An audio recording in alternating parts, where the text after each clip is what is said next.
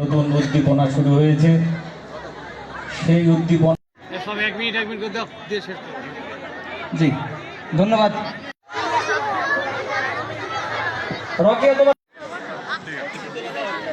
সকলে করতালে দেয়, আপনারা কি ঠান্ডায় জমে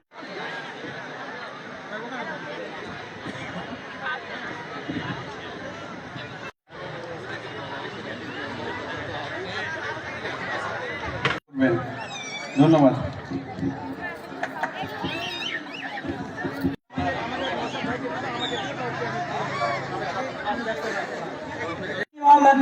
আমি ভাইকে তার মূল্যবান বক্তব্য দেওয়ার জন্য অনুরোধ করছি। পথের আন্দোলনের সংগ্রামের মহানায়ক, বিএনপির অগ্রগামী ভূমিকায় যিনি বারবার নির্যাতিত হয়েছেন, কারাবরণ করেছেন, পাঁচবিবি উপজেলা বিএনপির সাবেক সভাপতি জনাব আব্দুল গফুর মণ্ডল সহ আমাদের সফর সঙ্গী হিসাবে উপস্থিত আছেন বিএনপির বিভিন্ন পর্যায়ের নেতৃবৃন্দ এবং নাগরগাছি এলাকার সম্মানিত ভাইয়েরা এবং বোনেরা, সকলের প্রতি আমার সালাম, আসসালামু আলাইকুম।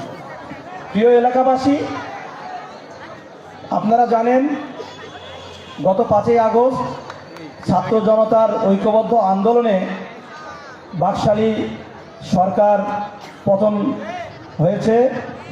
এই 16শত বছরে আমরা আপনাদের মাঝে আসার কোনো সুযোগ পাই নাই, কারণ বাকশালী একনায়কতন্ত্র ক্ষমতায় থেকে প্রতিটি ওয়ার্ডের কমিশনার, মেয়র, উপজেলা চেয়ারম্যান সমস্ত কিছু তারা ভোট ছাড়াই দখল করে নিয়েছে।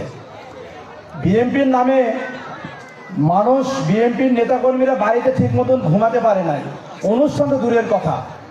আজকে সকলের প্রচেষ্টায় একটি পরিবেশ সৃষ্টি হয়েছে, আজকে আপনাদের মাঝে আসার একটা সেতু বন্ধন তৈরি হওয়ার সুযোগ হয়েছে। তাই আমরা আপনাদেরকে এই মুহূর্তে বেশি কিছু দিতে পারবো না, শুধু আপনাদেরকে আশ্বস্ত করতে চাই আগামী দিন আপনারা আমাদের জন্য দোয়া করবেন। আমরা যদি ভালো নেতৃত্বে, ভালো একটা চেয়ারে যদি আসতে পারি, আমরা অবশ্যই আগামীতে বিএনপির পক্ষ থেকে আপনাদের এলাকার যে সকল সমস্যা আছে সেই সমস্যাগুলো আমরা ইনশাল্লাহ সমাধান করার চেষ্টা করব। এই আশা আহ্বান রেখে আমি আমার কথা এখানে শেষ করলাম। আসসালামু আলাইকুম। সার্বিক সহযোগিতা করেছিলেন আমাদের ছাত্র নেতা শামীম আহমেদ, সাবেক সাংগঠনিক সম্পাদক জেলা ছাত্র দল না, ও শিল্পী যারা আজকে যারা আপনারা আনন্দিত হচ্ছেন, সকলকে জানাচ্ছি আমার এই সান্ধ্যকালীন অনুষ্ঠানে আমার সংগ্রামী সালাম, আসসালামু আলাইকুম। অন্যান্য জাতীয় পূজা আদাব, নমস্কার, শুভেচ্ছা। আমি জানি যে ক্রীড়া প্রতিযোগিতা সাংস্কৃতিক অনুষ্ঠান, ক্রীড়া প্রতিযোগিতা হয়ে গেছে। এই সাংস্কৃতিক অনুষ্ঠানে আমাদের বক্তব্য শোনার জন্য আপনারা অধিক আগ্রহী নয়, আপনারা আছেন এই সান্ধ্যকালীন সাংস্কৃতিক অনুষ্ঠানে দেখার জন্য। ইতিমধ্যে আমরা আসার পর দেখেছি কিছুক্ষণ অনুষ্ঠান আমরা উপভোগ করেছি, খুব মনোমুগ্ধকর একটা অনুষ্ঠান শুরু হয়েছিল। আমরা একটু ব্যাঘাত করেছি, আমরা একটু কথা